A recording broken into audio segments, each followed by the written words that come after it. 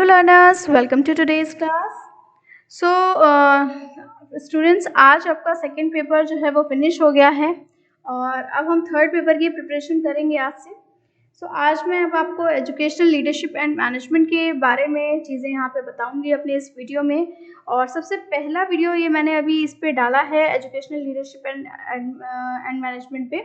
यहाँ पे सबसे पहले मैं आपको आपकी बुक के बारे में बताना चाहती हूँ कि इस बुक के अंदर आपको ओवरऑल कितनी चीज़ें पढ़नी है. मतलब एक ऐसा एनालिसिस मैं आपको यहाँ पे बुक का बताने जा रही हूँ जिससे कि आपको ये सब्जेक्ट पढ़ना बहुत ही इजी लगेगा और आप बड़े आराम से अपनी स्टडी को कर पाओगे. ओके, सो यहाँ पे देखो, जैसे मैंने बुक्स को 4 पार्ट्स में बांट दिया है. बस आपको बुक को इसी 4 पार्ट में पढ़ना और कुछ नहीं करना है. आपको इसमें सिंपली लीडरशिप के बारे में पढ़ना है. सबसे पहले हिंदी में जैसे इसे नेतृत्व कहते हैं. एडमिनिस्ट्रेशन के बारे में पढ़ना है जिसे प्रशासन कहते हैं. सुपरविजन के बारे में पढ़ना है जिसे पर्यवेक्षण बोलते हैं. और मैनेजमेंट के बारे में पढ़ना है जिसे हम प्रबंध बोलते हैं. अब इसका क्या मतलब है और इसे हम कैसे समझेंगे ये मैं आपको बताऊंगी. बट उससे पहले मैं आप सभी से बोलना चाहूँगी कि जैसे कि आप लोग अभी अपने एग्ज़ाम दे के आए हो, सो काफ़ी सारे स्टूडेंट्स हैं जो रेगुलर 3-4 दिन से मेरे की पीएड से रिलेटेड वीडियोस देख रहे हैं जो मैंने एग्ज़ाम से रिलेटेड डाले थे. सो प्लीज़ मैं चाहती हूँ कि अगर आप अभी मेरे इस वीडियो को देख रहे हो और आपने मेरे प्रीवियस वीडियोस भी देखे हैं, सो प्लीज़ मुझे कमेंट करके ये तो बता दो कि आपके एग्ज़ाम्स कैसे जा रहे हैं और आखिर आपको मेरे वीडियोस से कितना बेनिफिट मिल रहा है. क्योंकि मैं भी मेहनत कर रही हूँ आपके साथ रेगुलरली. मैं डेली कोशिश करके ज़्यादा से ज़्यादा आपके लिए वीडियोस डाल रही हूँ और वही इंपॉर्टेंट टॉपिक्स के डाल रही हूँ जो एग्ज़ाम में पेपर के पॉइंट से इंपॉर्टेंट है. सो प्लीज़ मुझे बताओ कि आखिर आपके पेपर में इससे आपको कितनी हेल्प मिल रही है और आपको कितना अच्छा लग रहा है इससे पढ़ के. सो ओके, अब मैं आगे बढ़ती हूँ और यहाँ पे हम डिस्कस कर लेते हैं सबसे पहले लीडरशिप के बारे में कि भाई लीडरशिप क्या होती है. देखिए, लीडरशिप का मतलब होता है नेतृत्व. नेतृत्व का मतलब इजी लैंग्वेज में बोले तो कि इस चीज़ से होता है जैसे कि एक नेता होता है. अगर आपका कोई ग्रुप है, आपने कोई ग्रुप बनाया, अब उस ग्रुप को लीड करने के लिए जो व्यक्ति काम करता है, उस ग्रुप के आगे जो खड़ा रहता है, जो उस ग्रुप को लीड करता है, उस ग्रुप की तरफ से काम करता है, वो एक तरह से आपका लीडरशिप के अंतर्गत आता है, एक लीडर कहलाता है. ओके, सो ये हो गई लीडरशिप की बात. अब आ जाते हैं एडमिनिस्ट्रेशन क्या होता है. देखिए, एडमिनिस्ट्रेशन का मतलब होता है हिंदी में प्रशासन से.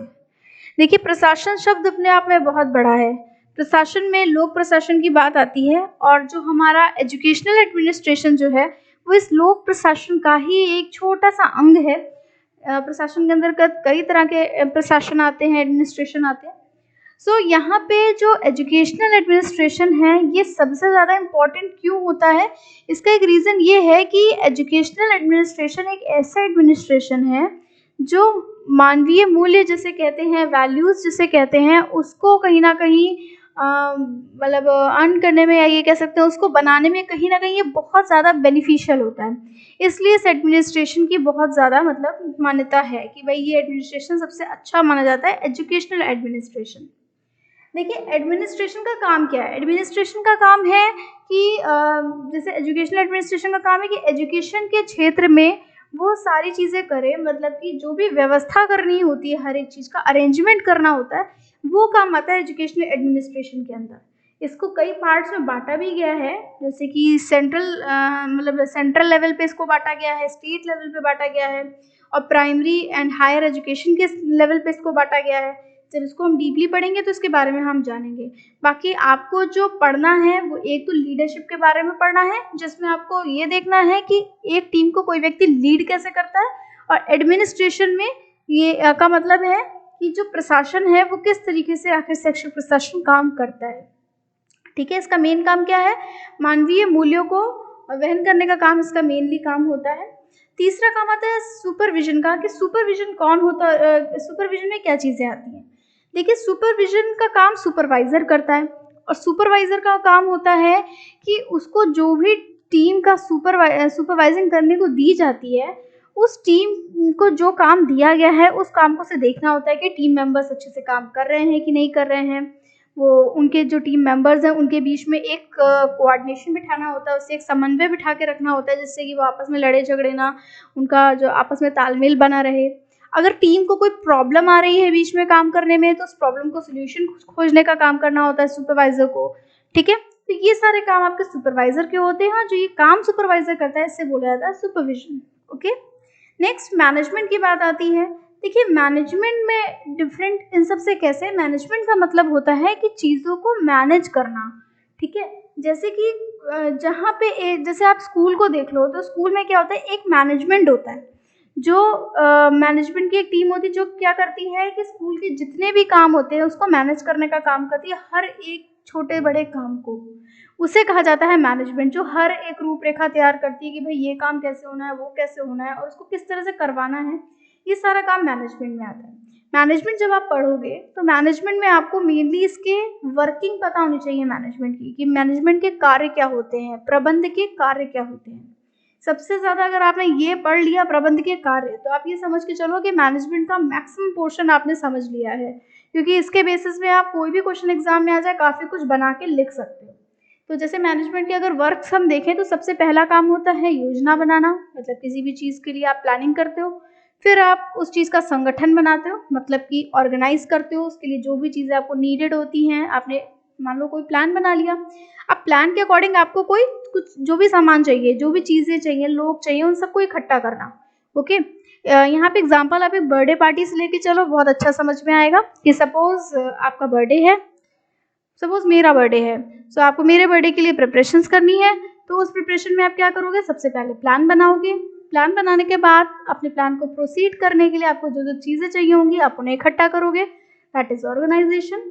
उसके बाद आप क्या करोगे, लोगों को अपॉइंट करोगे कि भाई कौन कौन सा काम करेगा। अगर आपके पास 4-5 लोगों की टीम है तो आप सबको अपॉइंट करोगे कि भाई आपको ये काम करना है, आपको ये काम करना है, जैसे हम बोलते हैं स्टाफिंग या नियुक्ति करना। फिर उसके बाद आप सबको इंस्ट्रक्शंस दोगे, जिसे हम निर्देशन बोलते हैं हिंदी में, कि भाई आपको ये काम तो करना है मगर कैसे करना है वो बताओगे। और उसके बाद फिर कंट्रोलिंग का काम आता है, नियंत्रण रखने का, कि भाई आपने सबको निर्देश तो दे दिए कि भाई तुमको सजाना है, आपको डेकोरेशन देखना है, आपको खाने का देखना है, ये तो आपने दे दिया। बट उसके बाद अब आप ये देखोगे कि कौन व्यक्ति अपने फील्ड में सही से काम कर रहा है और कौन नहीं कर रहा है। सो इस तरह से आप उसकी कंट्रोलिंग करोगे। सो यहाँ पे इस तरह से मैंने ये 4 पार्ट्स डिफाइन किए हैं, लीडरशिप, एडमिनिस्ट्रेशन, सुपरविजन और मैनेजमेंट। बस इतनी ही चीज़ें आपको अपनी बुक में पढ़नी है, आपकी पूरी बुक बड़े आराम से फिनिश हो जाएगी। मैं बुक्स के ऊपर काफ़ी सारे और चैप्टर्स अभी बनाऊंगी और काफ़ी वीडियोस बनाऊंगी यहाँ पे मैं, लेकिन ये मैंने फर्स्ट वीडियो इसलिए मैं अपलोड कर रही हूँ जिससे आपको बुक को पढ़ने में ज़रा भी परेशानी ना हो। सबसे पहले बुक को समझना ज़रूरी है, तभी हम अंदर के जो टॉपिक्स हैं उनको बहुत अच्छे से लर्न कर पाएंगे, ठीक है। तो ये बहुत इजी बुक है मेरे हिसाब से और अच्छे से आपको समझ में भी आएगी। अगर वीडियो अच्छा लगा हो तो प्लीज़ इसे लाइक कीजिए, मुझे कमेंट करके बताइए वीडियोस कैसे लग रहे हैं, क्योंकि मुझे जब आप कमेंट करते हैं तो मुझे भी बहुत खुशी होती है और बहुत अच्छा लगता है। And thank you friends, thank you for watching, bye bye.